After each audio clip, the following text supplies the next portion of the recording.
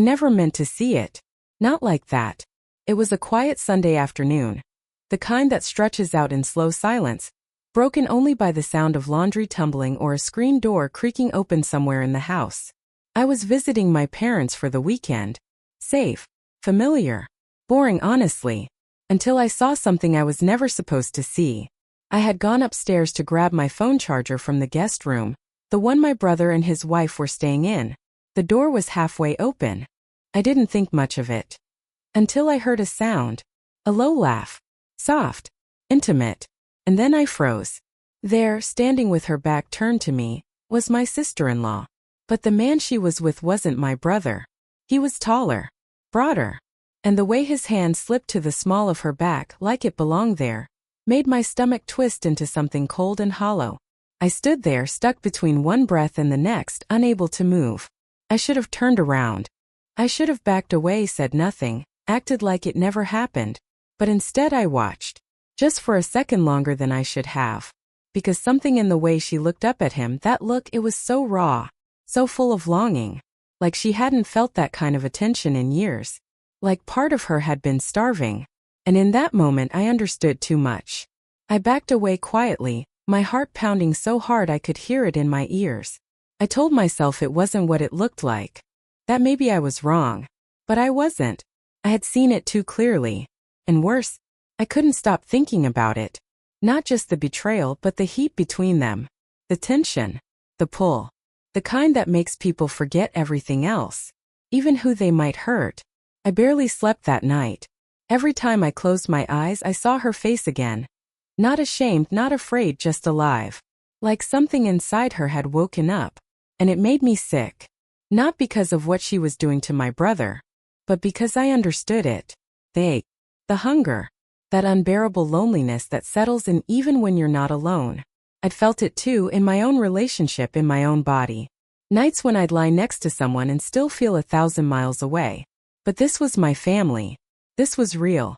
And I had no idea what to do with it.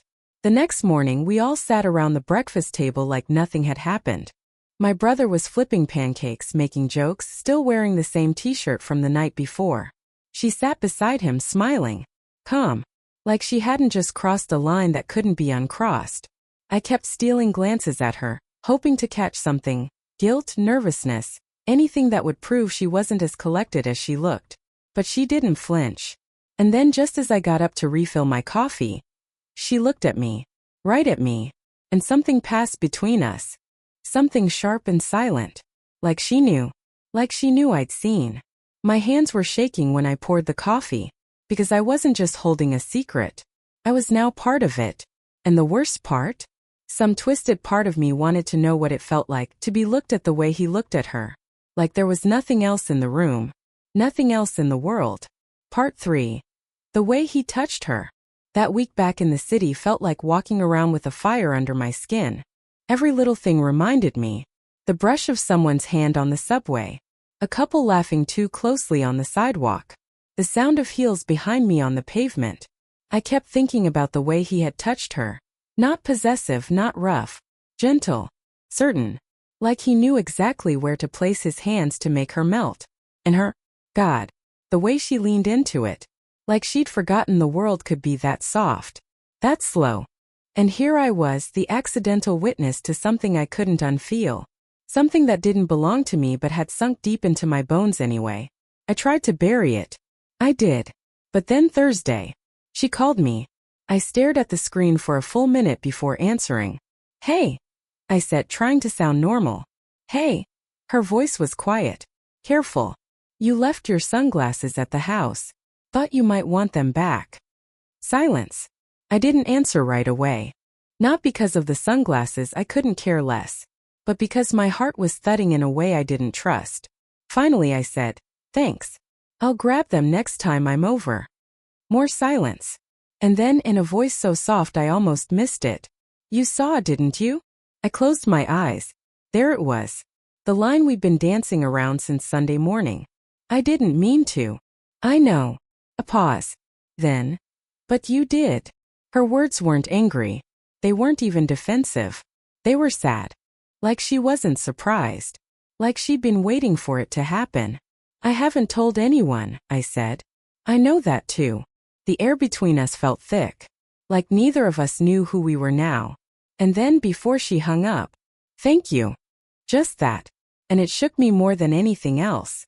Part 4. I didn't mean to meet him. I don't know what I thought would happen next. Maybe she'd pretend it never happened. Maybe I would. But 2 days later I saw him.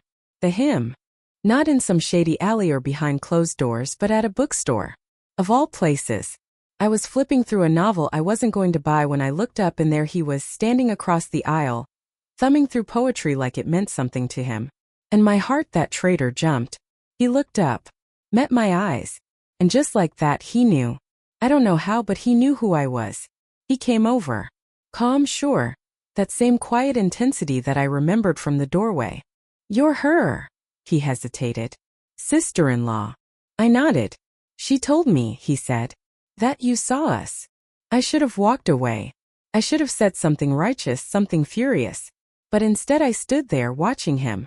Because there was something about him, not his looks, not even the way he stood too close, but the way he looked through me.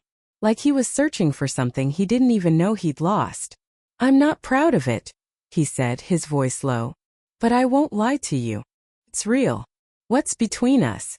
My chest tightened. I hated how honest it sounded. How heavy.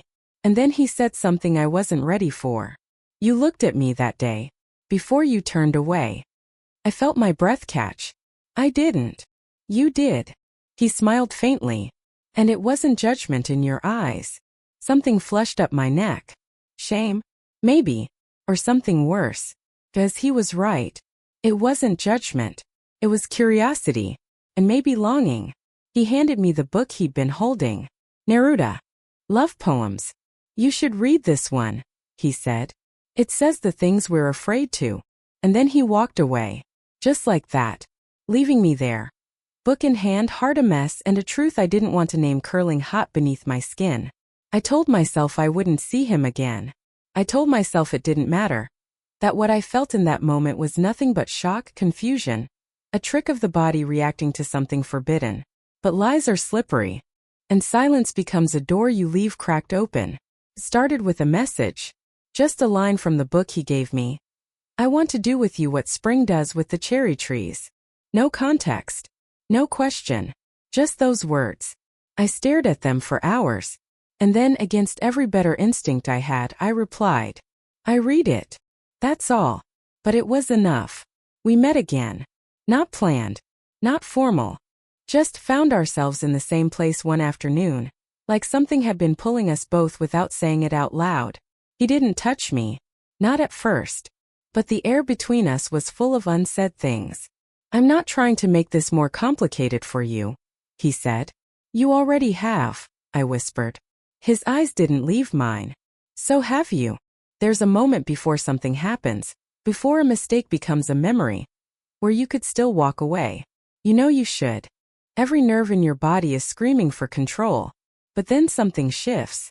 The way he looked at me, not like I was someone's sister-in-law, but like I was seen. Like he'd already memorized the way my voice dropped when I was nervous. The way I held my breath when our hands almost touched. I felt myself leaning in without moving. Just gravity. Just surrender. And then his hand brushed mine. Barely a touch. But everything in me lit up. Not because it was wrong, but because it had been so long since anything had felt that right. And in that charged, trembling silence, I realized I was already too far in. I wasn't the kind of person who kept secrets. Not the kind of person who snuck around, whose hands trembled after a text, whose heartbeat raced when the phone lit up with a name that wasn't supposed to be there. But that's who I was becoming. We didn't cross any lines, not officially. But emotionally, I'd already leapt. And the worst part was, I didn't even feel guilt in the usual way. It was like my world had shifted. And I was standing on a new planet where the rules didn't apply. Where a glance could set you on fire. Where a whisper could undo everything. It happened the night before my niece's birthday. We were all back at my parents' house, pretending we were the same family we used to be. She, my sister-in-law, cornered me in the hallway when no one was around. I didn't see her coming. You've been quiet, she said. Her voice was calm, but her eyes weren't. I shrugged. Just tired. She stepped closer. Too close. Or avoiding. My throat dried. The air felt too thick to swallow. I know something's happening, she said, her voice barely above a breath. I opened my mouth to deny it, but she cut me off. I saw the way he looked at you. That stopped me cold. She leaned in so close I could feel her breath on my cheek. He never looked at me like that. My heart was pounding so hard I thought it might echo down the hallway. And then she said something I'll never forget. I should hate you, but part of me wants to know what it feels like. I stared at her, stunned. She didn't wait for a response. She just walked away like she hadn't just cracked the ground beneath me open. I stood there, reeling dizzy with everything unsaid, because in that moment I wasn't sure who was betraying who. All I knew was nothing was simple anymore. And the truth was tightening around all of us, slow and merciless as a noose. I tried to pull back after that. Tried to be the good one again. To bury it. Distance myself. Pretend it hadn't gone too far. But when something gets inside you, not just attraction but understanding, it doesn't just go away. It hums beneath everything. And the hum got louder the night we ended up alone together. It was after the party. My niece had gone to bed in a mess of frosting and glitter, and the house had quieted into that heavy after-midnight stillness. He was helping clean up in the kitchen. I walked in to grab a glass of water. That's all. But the second I saw him, the air changed. He looked up, tired eyes, sleeves rolled, fingers still damp from washing dishes, and I swear something in me gave out. You okay? He asked. I nodded. Lied. He didn't press. Just looked at me like he was trying to memorize something he'd miss when it was gone. I keep trying not to feel this, I said, barely above a whisper. I know. He stepped closer. Slowly. Like he was asking permission with every inch. And I didn't stop him. The tension in that small kitchen was unbearable. Hot, electric, shaking. We didn't touch. Not yet. But he stood in front of me, close enough that I could feel his warmth, close enough that if I shifted, our lips would meet. His hand hovered near mine on the counter, not quite touching, and I thought, this is the moment something breaks. But it didn't. Instead, he leaned in, forehead resting gently against mine. No kiss. No words. Just breath. Heat. A shared silence that screamed louder than anything either of us could say. I stood there trembling, not because I was scared, but because I had never wanted something more in my life, and I knew once it happened nothing would be the same. Part 8. I let it happen. I wanted to. I don't know if I moved first or if he did. Maybe we met in the middle. Two people pulled together by something they'd been trying to resist for too long. All I remember is the way my breath caught the second his lips brushed mine. Soft. Careful. Like he was giving me one last chance to pull away. But I didn't. Because by then I wasn't just choosing him. I was choosing myself. The part of me that had been silenced for years. The part that wanted to feel seen, held, wanted, not out of duty or history but desire. My hands found his shirt, gripping like I needed to hold on to something real. And he kissed me like he'd been waiting since the first time he saw me. Not rushed. Not greedy. Just deep and slow and inevitable. Like we weren't doing something wrong. Just something we denied for too long. When we finally pulled apart, I couldn't look at him. Because the room was spinning and my skin was too hot and my heart didn't know whether to break or bloom. He whispered my name like it was a confession. And all I could say was, this can't happen again. But even as I said it, I knew I didn't believe myself. Because I'd never felt more awake. More alive. And even though I walked away that night, quietly without looking back, a piece of me stayed there. In that kitchen. In that kiss. In the breathless silence between two people who knew better. And still chose the fire. Some things you can bury. Others you carry.